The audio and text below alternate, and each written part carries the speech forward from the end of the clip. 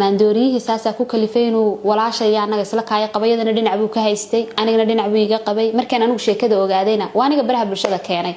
in laba gabdhood oo walaala oo naas wada jaqay oo uur ka soo wada baxay in la isla guursado waa wax aad u fool xun waa wax geyga Soomaalida iyo Puntland baceeb ku ah maxkamada sharafta leh waxaan ka codsanayaa ninka gabadha walaashaya isagoo aniga qabayadana guursaday oo fidnada wada maadaama aan dad islaam nahay in ninkaas sharciga la horgeeyo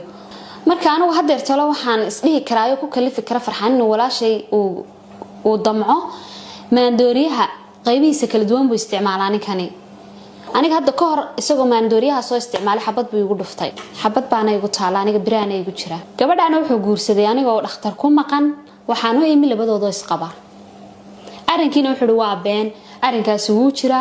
wuu qaba xaraana ma ku haysto ama xalaal ha ku haysto gabadhaasi waa guriga ugu jirtaa oo aroosanta waxaan ahay hooyo ilmadooda uma soo xadin ilmahaygi baan haystaa hooyo biro ku jiraan baan ahay oo xabadii ugu dhuftay baan ilaa hadeerto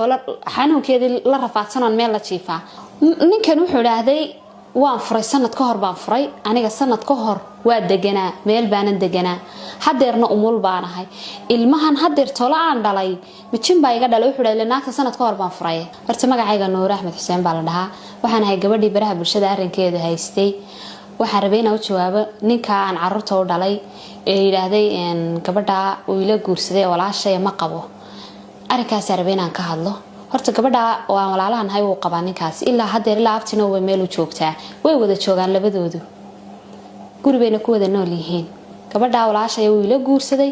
oo qaba waa naagtiisi xaaraan iyo xalaal wuxuu ku qabaa anigu hadeer ma sheegi karo laakiin way wada nool yihiin gabadhaana wuxuu guursaday aniga oo dhakhtar ku maqan waxaan u imi labadooda isqaba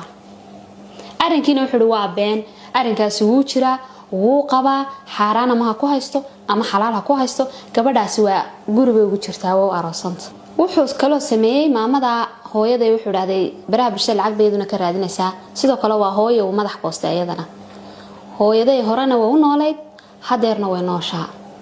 wax uu haba yaraatay qarash oo siiyo reerkaasna oo hadeer ku nool yihiin meel ku degan yihiin ma jirto horena qarash muuna u tiri jirin hadeerna qarash ma siiyo de haduuna ilmihiisa biilka uu siinayo waniga siinayo una dahaynin de reerka waxba siiya isaga u taala taasi anigu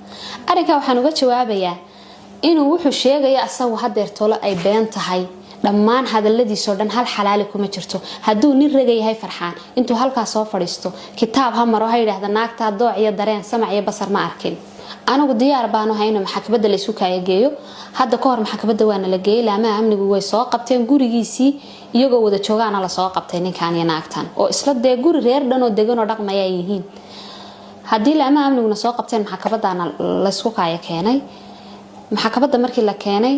kiiskayagii ilaa hadeer meel ku dambeeyay karan maayo iyadoo arinkay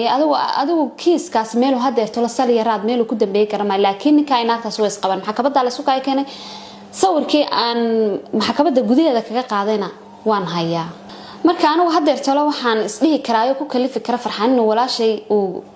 uu damco maandooriyaha qaybihiisa kala duwan buu isticmaalaa ninkani marka aniga arinka maandooriyaha markuu soo isticmaalo aniga hadda ka hor isagoo maandooriyaha soo isticmaalay xabad buu igu dhuftay xabad baana igu taala aniga biraan igu jira ninkan wuxuu yiraahday sumcadayda ku ciyaaraysa aniga sumcadiisa hadaan ku ciyaarayo 12 sano ayaan isqabnaan caruur u soo dhalayo intaas oo dhan baan wada nooleen hadaan sumcadiisa ku ciyaarayo mar horan ku ciyaari lahaa marka ninkaasi maandooriyo isticmaala maandooriyihii saasa ku kalifay inuu walaashay anaga isla kaaya qabayadana dhinac buu ka haystay anigana dhinac buu iga qabay markaan anigu sheekada ogaadayna waa aniga baraha bulshada keenay oo anigu ceebtiisi banaanka keenay isna xuslee ceebta dambe bas ceebtaasina mid dambe bas maysa ma ahan sida aan baabacada qorraxda u qarinaynin ayayna warkiisu u cadiyeen ninkaas in laba gabdhood oo walaala oo naas wada jaqay oo uur ka soo wada baxay in la isla guursado waa wax aad u fool xun waa wax geyga Soomaalida iyo Puntland baceeb ku ah marka waxaan codsanayaa dhammaan dawladda Puntland madaxda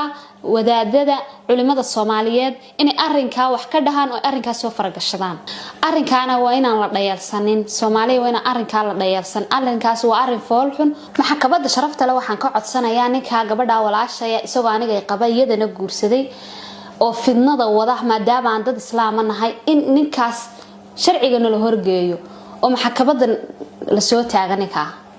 wuxuu dhaaday gabadhaas meeshii lagu arka halay keeno anigu hooyaanahay hooyana ilmaheeda meesha looga wada ma garan karo anigu waxaan ahay hooyo ilmadeedu ma soo xadin ilmahaygii baan haystaa hooyo bire ku jiraan baan ahay